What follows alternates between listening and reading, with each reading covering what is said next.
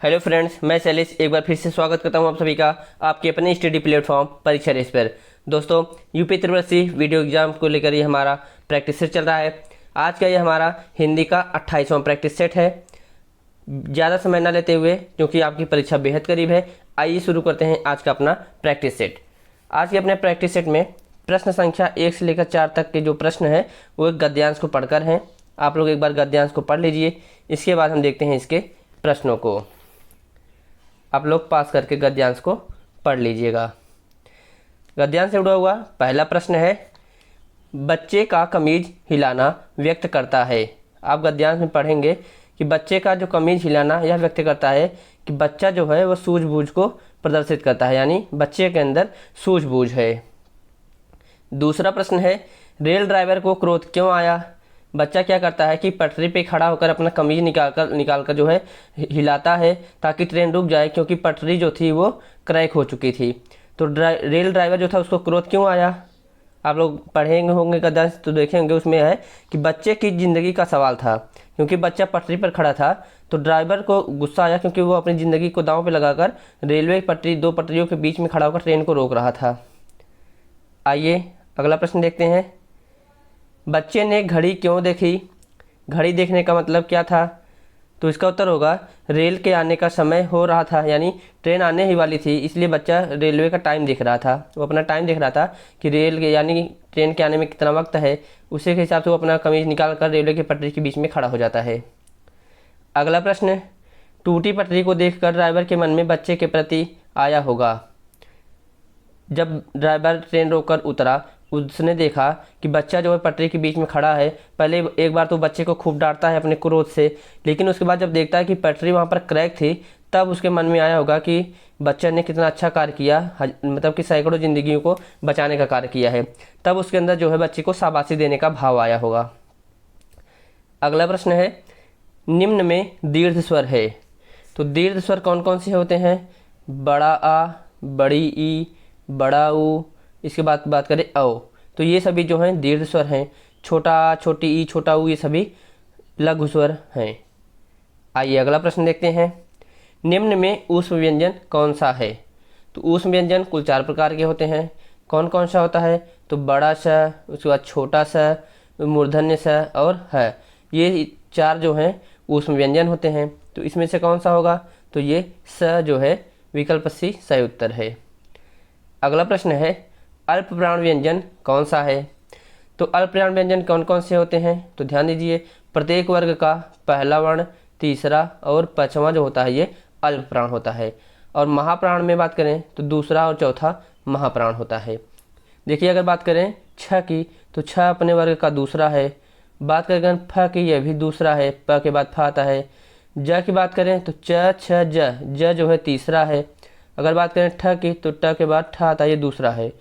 तो अल्प प्राण पहला, तीसरा और पांचवा होता है। तो विकल्प डी इसका सही उत्तर हो जाएगा, क्योंकि ज जो है अपने वर्ग का तीसरा वर्ण है।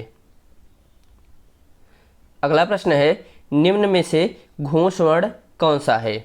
तो देखिए, घोष वर्ण कौन कौन से होते हैं। तो पहले होते हैं अघोष, उसके बाद होते हैं घोष। अघोष की बात करें तो प्रथम और द्वितीय जो वर्ण होते हैं ये अघोष होते हैं, और तीसरे, चौथे और पांचवें जो वर्ण होते हैं प्रत्येक वर्ग के, ये घोष होते हैं। अब इसमें अगर आप देखेंगे तो च पहला है, त भी पहला है, और ख की बात करें तो ये दूसरा है, यानी ये तीनों जो हैं आपके हो गए अघोष। विकल्प बी जो ब है, ये अपने वर्ग का तीसरा है, तो ये हो जाता है आपका घोष वर्ण। तो इसका उत्तर हो जाएगा विकल्प बी ब। अगला प्रश्न है, निम्न में मूर्धन्य वर्ण कौन सा है। तो मूर्धन्य वर्ण कौन से होते हैं। तो ट वर्ग के जितने भी वर्ण होते हैं इन्हें मूर्धन्य कहा जाता है, क्योंकि इनका उच्चारण जो है मूर्धन्य से होता है।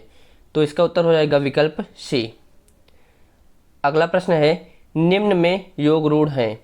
तो रचना की दृष्टि से या फिर उत्पत्ति की दृष्टि से जो होता है, जो वाक्य होते हैं या फिर जो कह सकते हैं जो शब्द होते हैं वो 3 प्रकार के होते हैं। एक होते हैं रूढ़, एक होते हैं यौगिक और एक होते हैं योग रूढ़। अगर बात करें रूढ़ की, तो ये छोटे छोटे शब्द होते हैं। जैसे मान लीजिए यहाँ पे देश शब्द है, तो अगर आप देश को अलग अलग करेंगे इसका कोई अर्थ नहीं बनेगा, तो ऐसे शब्द रूढ़ होते हैं।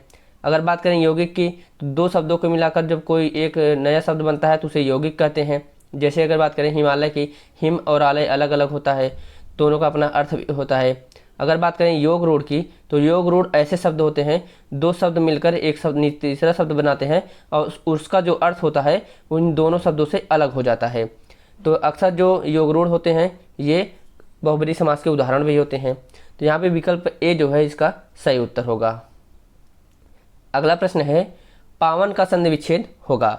आप लोग संधि विच्छेद अच्छे से कई बार पढ़ चुके हैं, तो आप लोग बताइएगा पावन का संधि विच्छेद क्या होगा। देखिए, जब कभी भी ओ होता है, तो ओ जो होता है ये औ में बदल जाता है। अगर बात जब औ होता है तो यह आव में बदल जाता है, आव। तो यहाँ पर जैसे पावन, अगर यहाँ पे पावन है तो पौ प्लस अन से मिलकर बनता है पावन। अगर पो प्लस अन से पूछ ले तो ये हो जाता है पवन। अगर यहाँ पे पूछ ले संधि कौन सी है, तो यहाँ पे संधि जो होगी ये होगी अयादि संधि। आइए अगला प्रश्न देखते हैं, कतर ब्योत में कौन सा समास है। कतर डैश ब्योत। देखिए, जब कभी भी दो शब्दों के बीच में डैश का चिन्ह लगा हो तो आप निश्चिंत होकर वहाँ पे द्वंद्व समास लगा दीजिए, कतर और ब्योत। अगला प्रश्न है, उन्मेष में किस उपसर्ग का प्रयोग हुआ है। काफ़ी अच्छा प्रश्न है ये, आप लोग बताइए इसके उत्तर क्या होगा। उन्मेष में किस उपसर्ग का प्रयोग हुआ है, अगर बात करें तो ये होगा उद प्लस मेष से मिलकर बनता है उन्मेष। देखिए, एक व्यंजन में जो एक होता है पहला जो तीसरे में बदलता है और एक तीसरा होता है जो पाँचवें में बदलता है। तो यहाँ पर तीसरे का पाँचवा नियम लागू हुआ है। तीसरा वर्ड है द, ये पाँचवें में अपने ही वर्ग के पाँचवें में बदल जाता है, तो ना में ये बदल गया है, तो विकल्प यहाँ पे बी इसका सही उत्तर हो जाएगा।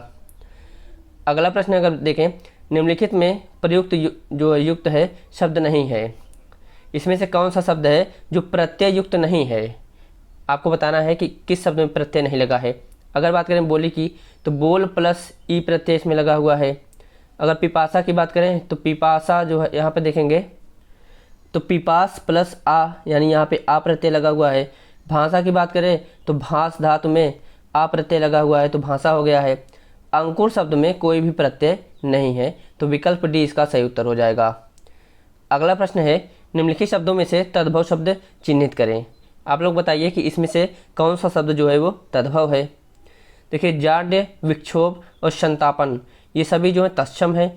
गोसाई शब्द जो है ये तद्भव है। अगला प्रश्न, निम्नलिखित में से तद्भव तत्सम पहले तद्भव होगा। ध्यान दीजिए, ऐसे प्रश्न ट्रिकी होते हैं, कई बार हम तत्सम तद्भव उल्टा हो जाता है और वही विकल्प सही कर देते हैं और गलत होता है वो। तो पहला तद्भव होना चाहिए, दूसरा तत्सम। कौन सा शब्द युग्म सही है, आप लोग बताइएगा। देखिए, अगर यहाँ पे बात करें चिड़िया चटर्क, नहीं, ये गलत है। यहाँ पे पोथी और पुस्तक जो है इसका सही उत्तर होगा। पोथी जो है तद्भव है और जो पुस्तक है उसका तत्सम है, ये एकदम सही है। अगला प्रश्न है, चाय किस भाषा का शब्द है। तो बात करें चाय, चा से चाय, चा से चीनी, चाय चीनी भाषा का शब्द है। अगला प्रश्न है, दशानन निम्नलिखित में से कौन सा शब्द है। देखिए, दशानन अगर बात ले पूछे यहाँ पे कौन सा शब्द है, तो आप अभी हमने बताया था कि जो योग रूढ़ शब्द होते हैं उसमें दो शब्द अलग अलग अर्थ वाले जब मिलते हैं तो कोई तीसरा अर्थ वाला शब्द बन जाता है। जैसे 10 का मतलब 10 संख्या हो गया, आनन का मतलब होता है सिर, तो दोनों का अपना अलग अलग अर्थ है, लेकिन जब ये दोनों मिल गए तो ये बन गए दशानन। और दशानन का अपना एक अलग अर्थ होता है। दशानन का अर्थ होता है कि रावण को दशानन कहा जाता है, तो ये बहुब्रीहि समास का भी उदाहरण है। अगर बात करें इसका कौन सा उत्तर सही होगा, तो ये विकल्प बी, यह योग रूढ़ शब्द है, इसका सही उत्तर हो जाएगा। अगला प्रश्न है, निम्न में संज्ञा शब्द है। आपको यहाँ पे बताना है कि कौन सा शब्द संज्ञा है। देखिए, दायां बायां ये तो अव्यय हैं, उथला पुथला, किंतु परंतु ये सभी अव्यय होते हैं। लेकिन जैसे उत्तर, दक्षिण, पूर्व, पश्चिम, किसी विशेष मतलब स्पेसिफिक चीज़ का जब नाम लिया जाता है तो वह संज्ञा हो जाती है। दिशाओं के नाम संज्ञा होते हैं। अगला प्रश्न है, निम्नलिखित प्रश्न में 4 विकल्पों में से उस विकल्प का चयन करें जो सर्वनाम के भेद को सही विकल्प मतलब दिखाता है। वाक्य है, जिसको हमने बुलाया था वह आया। देखिए, जिसको है यहाँ पे वह है, यानी ये दोनों एक दूसरे को जोड़ रहे हैं। यहाँ पे बात करें तो संबंधवाचक सर्वनाम उपयोग में आया हुआ है। आइए अगला प्रश्न देखते हैं। राम की गाय बहुत काली है। इसमें आपको बताना है कि जो काली शब्द है यह क्या है। सर्वनाम है, क्रिया है, प्रविशेषण है या फिर विशेषण है। देखिए कोई काला है, कोई गोरा है, कोई नीला है, पीला है, कैसा भी है, जब गुड़ की बात की जाती है तो वहाँ पर विशेषण आ जाता है। तो काली है ये विशेषण है। बहुत शब्द के बारे में अगर पूछ लेता तो यह विशेषण यानी उसके काले की विशेषता है कि वह बहुत काली है, तो ये प्रविशेषण हो जाता, लेकिन ये काली जो है ये विशेषण है। आइए अगला प्रश्न देखते हैं। इसमें है उठाना क्रिया का अकर्मक रूप क्या होगा। आपको बताना है कि उठाना क्रिया का अकर्म रूप यानी अकर्मक जिसमें कर्म ना आए वह क्या होगा। तो देखिए सबसे पहले जो ये उठाना है यानी किसी चीज़ को उठाने की बात की जा रही है। जैसे राम ने आम को उठाया, जैसे आम नीचे गिरा था, राम ने उसको उठाया, तो यहाँ पे आम जो होगा वो मतलब कि कर्म हो जाता है। तो यहाँ पे उठाना जो है कर्म, इसमें कर्म जो है छिपा हुआ है। अगर बात करें उठना की तो इसमें जो है कोई कर्म नहीं आता, कोई स्वयं से उठ जा रहा है तो इसमें कोई कर्म नहीं है। तो उठना का जो क्रिया का अकर्मक होगा ये उठाना का जो उठना हो जाएगा। विकल्प डी इसका सही उत्तर हो जाएगा। अगला प्रश्न है निम्न में अव्यय है। आपको बताना है कि इसमें से कौन सा अव्यय है। देखिए अव्यय ऐसे शब्द होते हैं जो किसी भी वाक्य में प्रयोग किए जाते हैं, उनका अपना अर्थ भले ही ना हो लेकिन वो वाक्य में प्रयोग होकर वाक्य की महत्ता को यानी किसी भी शब्द पर विशेष बल देते हैं। तो स्थान पर के निमित्त बढ़कर ये सभी जो हैं अव्यय होते हैं। अगला प्रश्न है शाखा मृग शब्द का पर्यायवाची है। तो शाखा पर कौन रहता है, तो वो रहता है बंदर यानी वानर। तो विकल्प बी इसका सही उत्तर हो जाएगा। अगला प्रश्न है भ्रांत का विलोम है। भ्रांत का अर्थ क्या होता है, जो भ्रांति हो उसे भ्रांत होता है, तो इसका विलोम हो जाता है निर्भ्रांत। जिसमें कोई भ्रांति ना हो वो निर्भ्रांत हो जाता है। शांत का हो जाता है अशांत, दुखांत का हो जाता है सुखांत। अगला प्रश्न है वह स्त्री जिसका पति दूसरा विवाह कर ले। आपको बताना है कि इस वाक्यांश के लिए एक शब्द। देखिए वह स्त्री जिसका पति दूसरा विवाह कर ले उसके लिए होता है अध्यूढ़ा। अध्यूढ़ा। अगर बात करें अनूढ़ा क्या होता है, तो अनूढ़ा होता है वह महिला जो अविवाहित हो और उसका प्रेम प्रसंग हो, यानी अविवाहित महिला जो प्रेम में हो उसके लिए अनूढ़ा कहा जाता है। अगर बात करें परित्यक्ता का तो यह वह स्त्री होती है जिसके विवाह के साल भर से ज़्यादा हो गए हो, या तो उसका पति उसे छोड़ दिया हो या फिर वो अपने पति से अलग हो गई हो। अगर बात करें खंडिता की तो देखिए खंडिता वह स्त्री होती है जिसका पति जो होता है वो पराई जो स्त्री के संपर्क में आता है या फिर पराई स्त्री पर मोहित हो जाता है, तो वो खंडिता हो जाता है। तो ये सभी जो हैं पेपर में पूछे जाते हैं, इसलिए ध्यान दीजिएगा, इसलिए हमने सबको बताया है। अगला प्रश्न है अंक शब्द के अनेकार्थी शब्द समूह का आपको चयन करना है। देखिए अंक का मतलब संख्या होता है, तो यहाँ पे संख्या है और विकल्प बी और सी दोनों में संख्या है। अंक का अर्थ होता है गोद, तो यहाँ पे गोद इन दोनों में से नहीं है। भाग और टुकड़ा अंक का अर्थ नहीं होता है। अध्याय जो है अंक का अर्थ होता है, तो विकल्प बी इसका सही उत्तर हो जाएगा। अगला प्रश्न है हरि और हरि शब्द युग्म का सही अर्थ आपको पहचानना है। हरि किसे कहा जाता है, तो आप लोग जानते होंगे हरि विष्णु को कहा जाता है। अगर बात करें हरि क्या होता है, तो हरे रंग की वस्तु होती है या फिर हरा रंग होता है उसे हरि कहा जाता है, तो विकल्प ए इसका सही उत्तर हो जाएगा। अगला प्रश्न है निम्नलिखित में शुद्ध वर्तनी वाला शब्द कौन सा है। तो देखिए ये होता है उच्च श्रृंखल। उ होता है च होता है, उसको छ होता है, उसको स्र होता है, तो यानी विकल्प डी इसका सही उत्तर हो जाएगा। थोड़ा उच्चारण इसका कठिनाई है लेकिन इसे कहते हैं उच्च श्रृंखल, यानी विकल्प डी इसका सही उत्तर हो जाएगा। अगला प्रश्न है वर्तनी की दृष्टि से अशुद्ध है।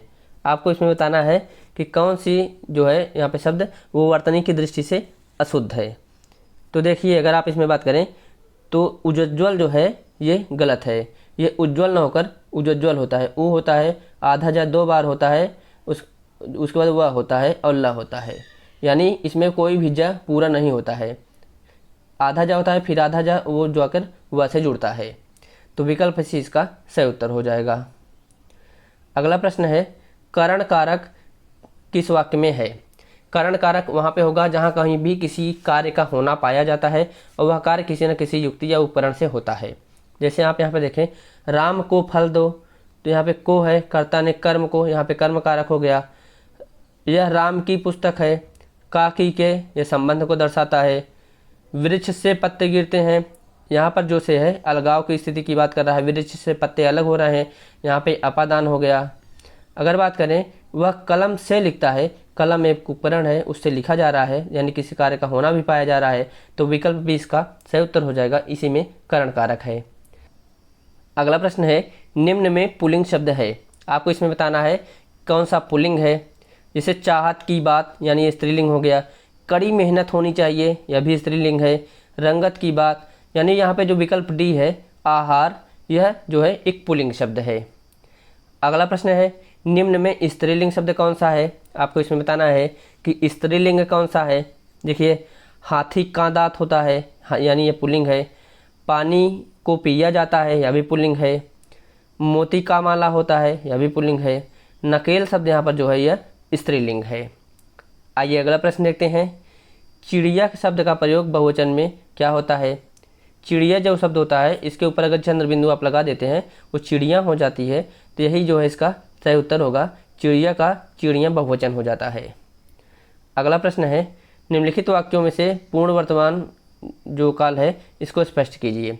किस वाक्य में पूर्ण वर्तमान काल है, आप एक बार इसको देखकर बताइएगा। आइए देखते हैं, अब हमारे पढ़ने का समय हो गया है, यह पूर्ण वर्तमान काल को स्पष्ट करता है, यानी विकल्प ए इसका सही उत्तर हो जाएगा। अगला प्रश्न है, तुझसे उठा नहीं गया। देखिए, जब कभी भी किसी कार्य को इस तरीके से दर्शाया जाए, उससे यह किया नहीं गया, उससे खाया नहीं गया, उससे पिया नहीं गया, उससे चला नहीं जाता, उससे सोया नहीं जाता, तो ऐसी चीज़ें जहाँ पे आती है वहाँ पे भाव निकल कर बाहर आता है। तो ऐसे जो वाक्य होते हैं उसमें भाववाच्य का प्रधानता होती है। अगला प्रश्न है, जब पानी बरसता है तब मेढक बोलते हैं, इसमें जब पानी बरसता है कौन सा वाक्य है, आपको बताना है कि जब पानी बरसता है इसमें कौन सा वाक्य है। देखिए, यहाँ पर जैसे पानी बरसना एक क्रिया होती है, लेकिन उसकी विशेषता है कि जब पानी बरसता है, यानी यह एक उपवाक्य है, ये पूरा मिला के एक उपवाक्य है और यह क्रिया विशेषण उपवाक्य है जो क्रिया की विशेषता बताता है। अगला प्रश्न है, इनमें से शुद्ध वर्तनी का शब्द कौन सा है, इसको आप लोग बताइए। थोड़ा कठिन लगेगा, लेकिन परीक्षाओं में ऐसे ही उदाहरण दिए जाते हैं और जिससे पूछ लिया जाता है। देखिए, शुद्ध वर्तनी होता है कृशांगी, यहाँ पर ध्यान दीजिएगा, जो श होगा यह बड़ा श होगा, तो विकल्प सी इसका सही उत्तर हो जाएगा। अगला प्रश्न है, पुनरुक्ति सूचक चिन्ह है। पुनरुक्ति सूचक चिन्ह क्या होता है, जब भी किसी की बात को हम हूबहू लिखते हैं तो वहाँ पर डबल इन्वर्टेड कामा यानी पुनरुक्ति सूचक चिन्ह का प्रयोग करते हैं, तो विकल्प सी इसका सही उत्तर हो जाएगा। विकल्प ए प्रश्नवाचक चिन्ह हो जाएगा। अगर बात करें विकल्प बी, तो इसको आप लोग जानते हैं, किसी चीज़ का विवरण जब दिया जाता है तो उसके आगे ऐसे चिन्ह बना दिया जाता है। और विकल्प डी जो है यह अर्धविराम होता है। अगला प्रश्न है, आँख खुलना मुहावरा का सही अर्थ क्या होता है। कहते हैं ना कि आँख उसकी खुल गई, यानी उसे ज्ञान की प्राप्ति हो गई, तो ज्ञान होना को कहते हैं आँख खुलना। अगला प्रश्न है, कमर टूटना। कमर टूटना का तो मतलब होता है कि हतोत्साहित हो जाना या फिर निराश हो जाना, तो विकल्प ए इसका सही उत्तर हो जाएगा। अगला प्रश्न है, आसमान से गिरा खजूर पर अटका। कहते हैं कि आसमान से गिरा और खजूर पर आकर अटक गया, तो आपको बताना है लोकोक्ति का उपयुक्त अर्थ क्या होता है। जैसे पहली मुसीबत थी वो आसमान में फंसा था, अब वहाँ से गिरा भी तो आकर खजूर पे अटक गया, यानी एक मुसीबत से छूटा तो दूसरी मुसीबत में आके फंस गया। तो यहाँ पर बात करें तो विकल्प 20 का सही उत्तर हो जाएगा, एक नई मुसीबत में पड़ना। अगला प्रश्न है, आँख के अंधे गांठ के पूरे। कई लोग होते हैं, आँख के अंधे का मतलब है कि वह एक तरीके से गुणहीन होते हैं, मूर्ख होते हैं, लेकिन गांठ के पूरे होते हैं यानी धनवान होते हैं, तो यहाँ पे विकल्प सी इसका सही उत्तर हो जाएगा। आँख के अंधे गांठ के पूरे यानी मूर्ख किंतु धनवान व्यक्ति। अगला प्रश्न है, काव्य संबंधी रचनाओं का अनुवाद क्या कहलाता है। जब भी काव्य का अनुवाद किया जाता है उसे काव्यानुवाद कहते हैं, शब्द का अनुवाद किया जाता है उसे शब्दानुवाद कहते हैं, तो बाकी सब लोग आप देख ही रहे हैं। अगला प्रश्न है, बिहार की राजधानी पटना में मतलब कौन सी बोली के क्षेत्र में आता है। अगर बात करें पटना की, तो ये मगही के क्षेत्र में आता है, मगहर वहाँ पे मगही के क्षेत्र में पटना आता है, यहाँ पे भाषा जो है बोली जो है मगही है। अगला प्रश्न है, सुपरविजन के लिए सटीक हिंदी अनुवाद क्या होता है। देखिए, सुपरविजन का अर्थ होता है कि पर्यवेक्षण। सुपरविजन कौन करता है, सुपरवाइजर करता है, तो सुपरवाइजर का क्या अर्थ हो जाता है, वो हो जाता है पर्यवेक्षक। तो सुपरविजन से सुपरविजन सुपरवाइजर करता है यानी पर्यवेक्षण पर्यवेक्षक करता है, तो विकल्प ए इसका सही उत्तर हो जाएगा। अगला प्रश्न है, खड़ी बोली की पहली रचना कौन सी है। तो खड़ी बोली की पहली रचना है प्रेम सागर इसे लिखा था लल्लू लाल ने। लल्लू। ढोला मारू जो है ये राजस्थान की बहुत ही फेमस रचना है। ढोला एक छोटा सा लड़का था लगभग 2.5-3 साल का, और मारू जो है 2 से 2.5 साल की बच्ची थी, दोनों का विवाह हुआ था। काफ़ी अच्छी कहानी है ये। अगला प्रश्न है रानी केतकी की कहानी के लेखक कौन है? तो रानी केतकी लेखक, इसके जो लेखक हैं ये है इंशा अल्लाह खान। अगला प्रश्न है कवि और उसकी रचना का कौन सा जोड़ा सही नहीं है? तो यहाँ पर आप देखेंगे शिवभूषण ये भूषण की रचना है, शब्द रसायन देव की रचना है, परिमल सूर्यकांत त्रिपाठी की रचना है, उद्धव शतक जो है यह भारतेंदु हरिश्चंद्र की रचना न होकर यह जगन्नाथ रत्नाकर की रचना है। जगन्नाथ, इन्हें रत्नाकर भी कहते हैं, रत्नाकर। अगला और आखिरी प्रश्न है आज के सेशन का, आंचलिक रचनाएं किससे संबंधित हैं? आंचलिक रचनाएं, जो आंचलिक रचनाएं होती हैं ये किसी क्षेत्र विशेष से होती हैं, केवल उसी क्षेत्र तक सीमित रहती हैं, इसे आंचलिक रचनाएं कहते हैं। तो कैसा लगा आज का सेशन? उम्मीद है काफ़ी अच्छा लगा होगा। प्रश्नों के लेवल काफ़ी अच्छे हैं। लास्ट मोमेंट पर आप लोग प्रैक्टिस अधिक से अधिक बनाए रखिए। प्रैक्टिस से क्या होता है दोस्तों, आपके सभी टॉपिक का रिवीजन लगातार होता रहता है। तो उम्मीद है सेशन आपको पसंद आया होगा। मिलते हैं अगले सेशन में एक और प्रैक्टिस सेट के साथ। इसके साथ साथ आपको जल्द ही मैराथन प्रोवाइड किया जाएगा। तो मिलते हैं अगले सेशन में एक और प्रैक्टिस सेट के साथ। तब तक के लिए धन्यवाद, नमस्कार।